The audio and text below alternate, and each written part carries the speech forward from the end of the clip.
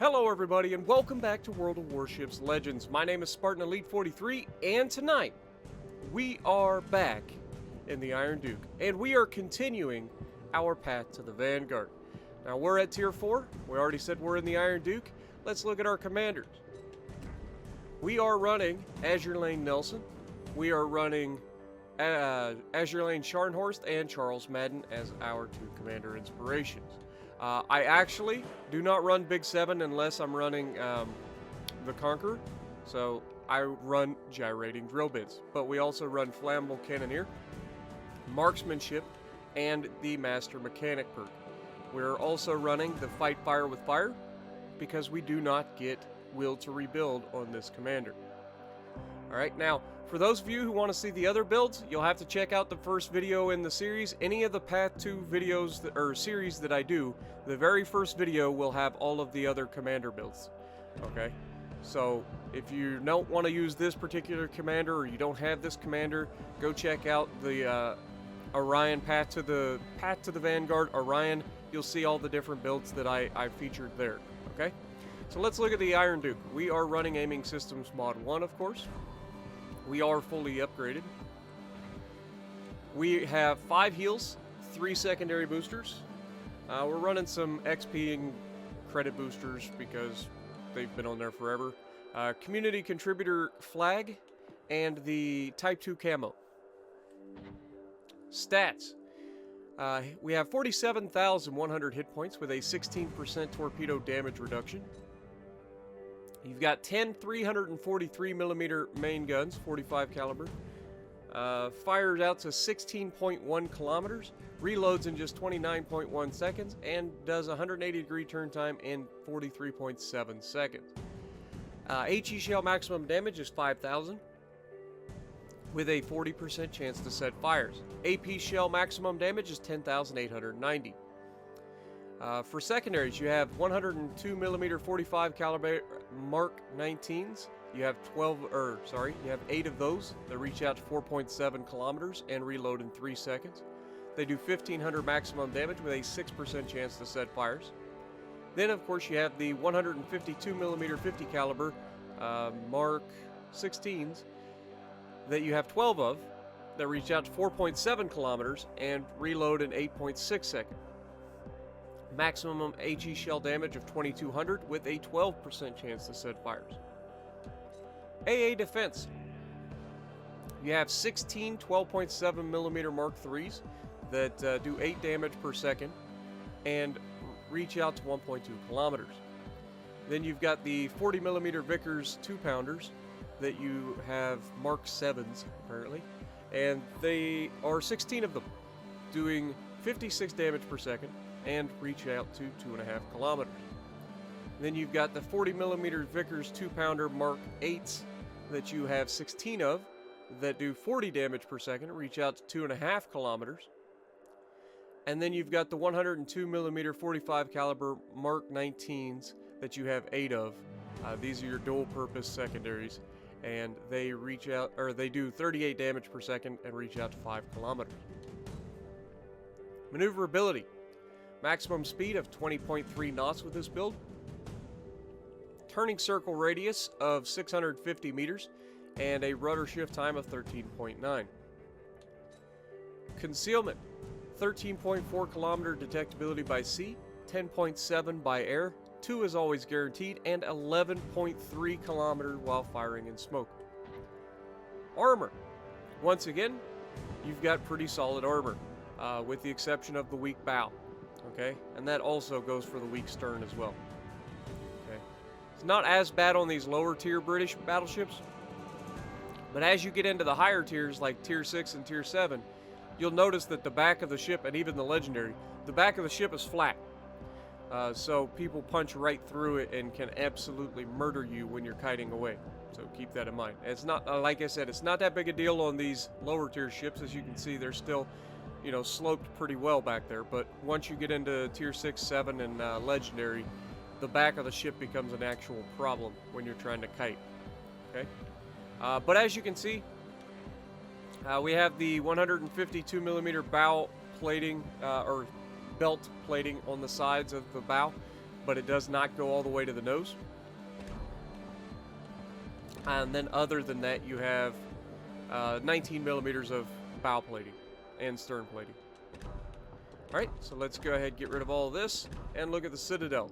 Once again, Citadel should look pretty much the same as the Orion, and it's pretty solid. You don't have to really worry about getting you don't have to worry about getting Citadel too much, but as you can see, this one does extend just a little above the water line, and it's not much, but it is enough to get you caught if you're not careful. So keep that in mind. But that being said, really isn't that big of an issue in the Iron Duke. Most things that you run into are not going to be citadeling you, unless you just go flat broadside and people just punch you. But if you don't go flat broadside, you're going to be pretty well gold. Alright, so let's look at the overview. Superior HE penetration, above average HE shell penetration. That's the British perk. Pyromania, above average chance for HE shells to cause fire. And slow, below average maximum movement speed. Iron Duke, a typical British battleship of World War I. The ship carried the same main battery guns as the battleships of the preceding class, but was armed with more powerful secondary batteries.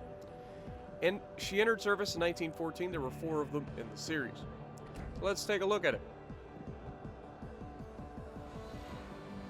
Not a bad looking ship, right? Not a whole lot to say about it, but it's not a bad looking ship. So, with that being said, let's get to the gameplay. Alrighty, so we are going to be in the Iron Duke. Now, right off the bat, you can see I'm joining into a party with Aaron and Peak, getting ready to kick off the stream with them last night. But, with that being said, we had to do this match first. Now, we are in the Iron Duke, and we are bottom tier. Now, I apologize. There are going to be some menus popping up in this match, and I do apologize for that. I try to avoid that for the most part, but sometimes you goof up. You're never expecting when some of these matches happen, you know? When you see your bottom tier, a lot of people just get disparaged right off the bat, and they assume that they're going to get obliterated and they're not going to do anything, and a lot of people don't even try.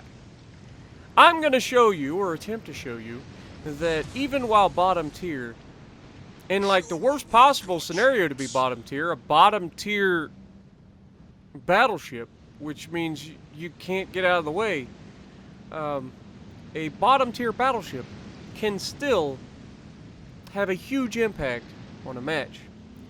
All you gotta do is play well. You can't take some of the risks that you normally take in a battleship when you're top tier, because your ship just can't handle it. Okay? That being said, if played well, your ship is fully capable of handling its own. Now, I'm not gonna lie, the initial stages of this match go pretty crazy. First of all, we see in Arizona, he's bow tanking us. We go ahead, we fire towards the bow, assuming that we can go through the front, or at least the deck armor, and we get a couple hits, nothing too crazy, a couple ricochets, 1 shatter, and a penetration for 3,500. And then, a gift horse looks us right in the mouth. Oh wait, we look a gift horse right in the mouth. And Omaha comes out and then goes broadside. Like, why? What is the thought process here, folks? Why is it that every Omaha has to go broadside? He is lucky to not be flat out removed. British armor piercing with that short fuse should just remove an Omaha immediately. Every other battleship removes an Omaha immediately. Why is it that I overpinned him? I don't know either. But he's not long for this world. And here's an interesting fact. Watch this. Battleship caliber AP. Problem solved, sir. Angled belt of an Omaha bounces it. Which should tell you everything you need to know about angling. And hence why it's stupid to go full broadside in Omaha. If you angle properly, you can bounce battleship shells. If you stay bow on, I just overmatch your bow. If you go broadside, you die, usually. Now that being said, we're charging in here for a 1v1 with an Arizona. This is not preferable. The Arizona has 14-inch, 50 caliber guns with American armor piercing that has really good penetration angles. Alright? We don't have any of that. This is not where we want to be. But as you can see, we are absolutely smashing him with our armor piercing because he's given us way too much of a broadside to shoot at. And we are doing the same to him. And this is definitely not preferable. But again, remember what I said about giving the skirt, opening the skirt, giving a little bit of leg, trying to get people to shoot the belt armor. And he actually doesn't take the bait. He shoots through the bow and absolutely smashes us. And again, tells you exactly why you don't want to sit there bow straight on to an enemy battleship. Because when they overmatch you, it hurts a lot. But that being said, this Arizona, we're taking advantage of all of that belt extended not being there, just having a weak bow side plating. And we absolutely smash him, and then somebody finishes him off for us. And we've lost a lot of our hit points here. But we just killed a tier 5. Well, we didn't kill him. We took all the health from a tier 5 battleship at point blank range, showcasing once again, and not just any battleship, one of the best battleships at tier 5. Showcasing once again that if you play properly, you can and will make a big impact no matter what. If you are bottom tier, top tier, doesn't matter. Okay? So keep that in mind. Just because you're bottom tier, don't give up. That being said, we overrun the hill to our right just a little bit, and that's going to hurt us in the long run because there's still some more tier 5 battleships out there, and they seem to feel some type of way about us being here. Now, unfortunately, we get set on fire here, and I'm not going to lie. I was pretty confident I was dead here. And I know what you're thinking. Well, Spartan, you only got 50,000 health. Or... Sorry, had to yawn. 50,000 damage. Like, you should... Why are you showing us this match? It ain't over yet, folks. We didn't die. In fact, we lived. And because we used the Azure Lane Nelson, or if you like the tank build, you could use Charles Madden, we get those 5 heals. So what we're going to do now is called biding our time. B-I-D-I-N-G. Our time. What does that mean? It means we're just going to wait, folks. What are we waiting for? Heals. We have 5 heals. We need health. We can't take a hit from anything right now because we will die. However, we can heal. So that's what we're going to do. You can see it took me a second to recognize. And initially, I was planning on backing out here. Now, we just lost our Omaha to torping a AFK Acasta. And Omaha should have been able to kill an Acasta really quickly with his guns, let alone going broadside to torp an AFK Acasta. I don't know. People make weird decisions. But Furitaka is sailing away from us, and there is a California coming over this direction.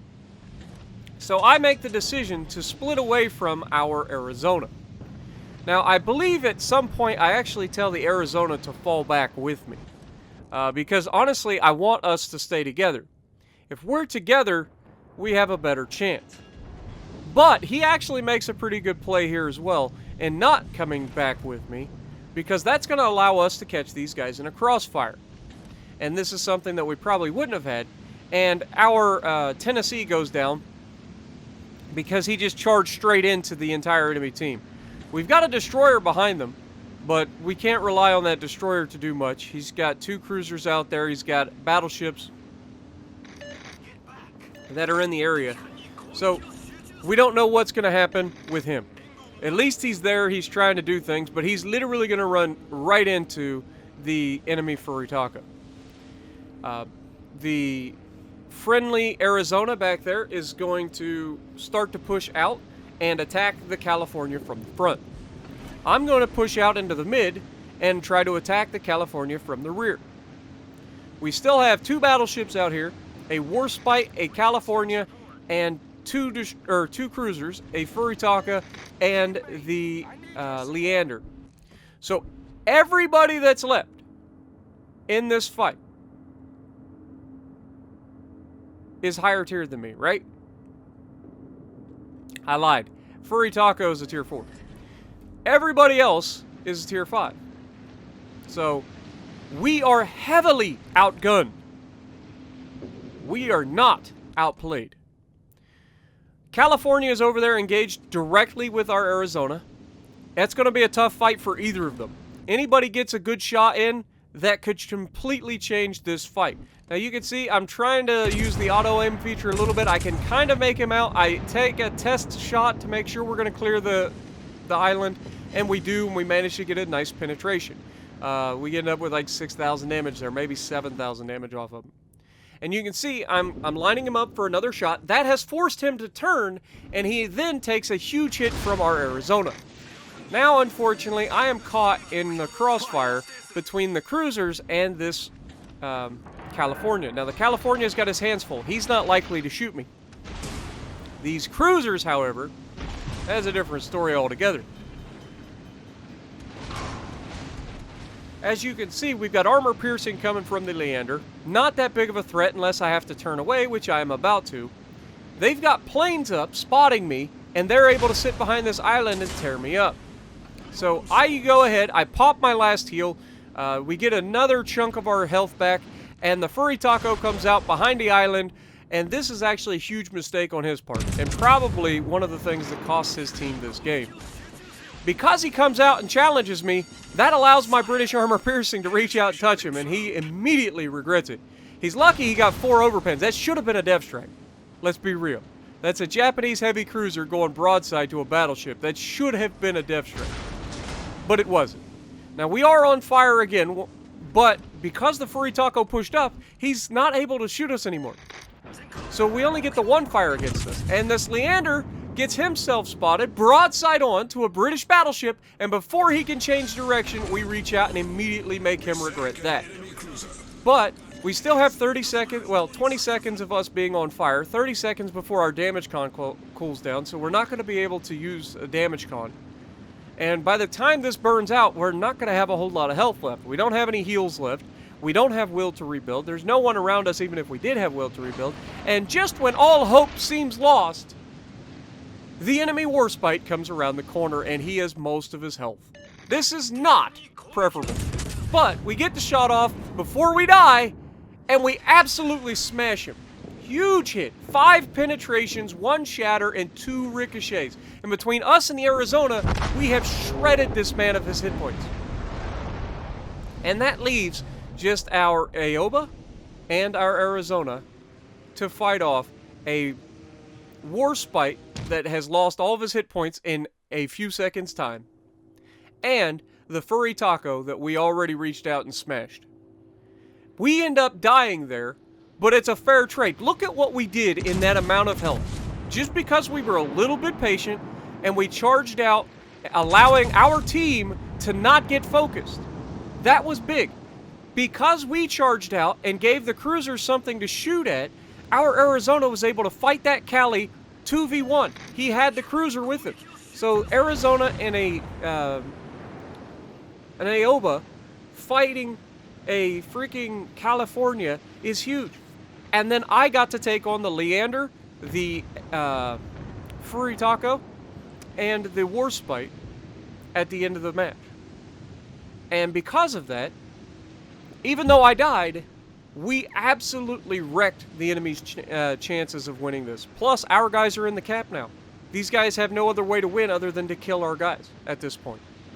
This is the only way. So, the good news is, Warspite is about to come around the corner. Looks like he's about to take some torpedoes, maybe 1 at least. But the torpedo hits the island and doesn't actually end up hitting the Warspite. Or something. Maybe it did hit him and I just didn't see it. but didn't look like it actually hit the Warspite, which was hilarious. I thought for sure that Warspite was going to take that. And again, I apologize for all the menus popping up, but you know, when you're trying to get into a stream with folks and you're talking, like, it's going to happen. But Arizona, very well angled here. He's given up that side skirt, trying to let the Warspite shoot at his belt armor because the Arizona is very tanky. But Warspite chooses instead to shoot the cruiser. Arizona, those 50 caliber 14-inch guns smash the Warspite. And that is pretty much all she wrote. Now, obviously, Furitaka, not to give up here, decides to launch his torpedoes, but he is hiding behind an island. He's no longer detected. And these guys don't actually have to push out. They could just stay in the base and cap. And that Furitaka can't do anything about it. We end up finishing this game with 105,000 damage, high caliber Confederate as a bottom tier. Not just a bottom tier, a heavily bottom tier ship. Arizona gets the shot off, and he actually misses with the front guns, but then he gets the rear guns around, and let's be real. It's not likely to miss 2 salvos at a mostly stationary cruiser at 9 kilometers. And well done to the Arizona, well done to the Aoba. Much appreciated, guys. Hopefully you guys enjoyed. This was a pretty solid showcase of the Iron Duke, if I say so anyway. So if you like what I'm doing, punch the like button, leave a comment below, subscribe to the channel if you haven't already, and as always, I will see you in the next video.